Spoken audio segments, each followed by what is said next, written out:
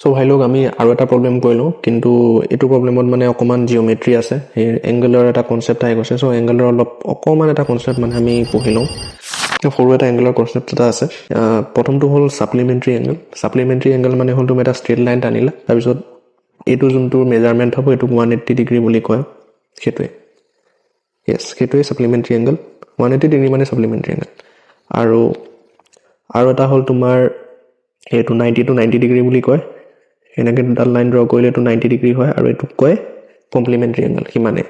আৰু এই ডায়েগ্ৰাম যোন দুটা দেখিছা, ইয়াত খালি এংগেলটো খালি ডিভাইড কৰিছে। এইটো 180 আছিল, এইটোক খালি দুভাগ কৰিছে। এইটো 90 ডিগ্ৰী আছিলে, সেইটোক খালি দুভাগ কৰিছে। এটা চকলেট আছিল, সেইটোক দুভাগ কৰিছে, সেইটোৱে। তেনেকৈ আমি এই যোন দুটা এংগেল আছে, ভাগ কৰোঁতে দুটা এংগেল পালোঁ। এইটো এটা এংগেল আৰু এইটো এটা এংগেল। চ' এইটো এংগেল আৰু এইটো এংগেল, এই দুটা এংগেল প্লাছ কৰিলে আকৌ আমি 90 ডিগ্ৰী পাম।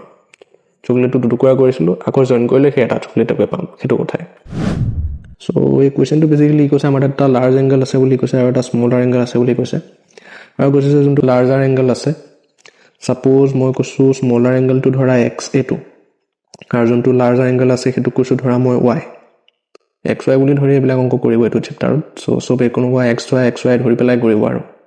চ' যোনটো লাৰ্জাৰ এংগেল আছে সেইটোক মই ৱাই বুলি কৈছোঁ, আৰু কৈছোঁ যে যোনটো লাৰ্জাৰ এংগেল সেইটো স্মলাৰ এংগেল এক্সটোতকৈ 18 ডিগ্ৰী বেছি বা 18 ডিগ্ৰী ডাঙৰ।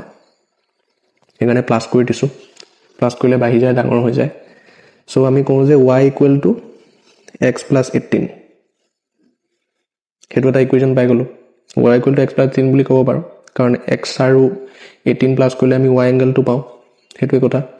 আৰু যেতিয়া আমি এইটো এংগেল মানে ৱাই এংগেলটো আৰু এক্স এংগেলটো যেতিয়া প্লাছ কৰিম, আমি টোটেল কিমান পাম? 180 পাম। চ' আমি এটা ইকুৱেশ্যন পালোঁ আৰু এটা ইকুৱেশ্যন পালোঁ, দুটা ইকুৱেশ্যন পালোঁ। তাৰপিছত আগৰ নিচিনাই আমি কি কৰিম? ছাবষ্টিটিউট কৰি দিম। যোনটো ইয়াত ৱাই আছে, এই ৱাই ভেলুটোৰে ৰিপ্লেচ কৰি দিম। মানে ৱাইৰ জেগাত আমি এক্স প্লাছ 18 দি দিম। ৱাই জেগাত এক্স প্লাছ 18 দি দিলোঁ। তাৰপিছত এইখিনি আমি প্লাছ কৰিলোঁ। তেতিয়া এক্স কৰোঁতে 2x হ'ল, 2x প্লাছ 18 হ'ল। তাৰপিছত 18টো তোমাৰ সোঁ চাইডে গুচি আহিল, -18 হৈ যাব। তাৰপিছত এইখিনি চল্ভ কৰোঁতে 1/162 পালোঁ।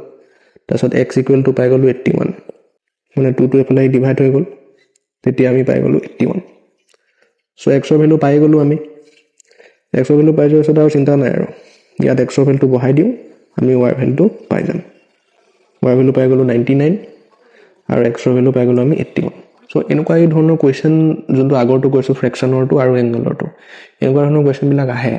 আৰু তাৰ বাহিৰেও বাকী যোনকেইটা প্ৰব্লেম আছে এনচিআৰটিত সেইকেইটাও কৰিবা। সেইকেইটাতো ইয়াতকৈ চিম্পল, মানে এনেকুৱা বেলেগ কনচেপ্ট পঢ়ি ল'ব নালাগে। ইয়াত যেনেকৈ জিঅ'মেট্ৰি পঢ়িব লগা হৈছে, কিবা পঢ়িব লগা হৈছে, তেনেকুৱা মানে দৰকাৰ নাই।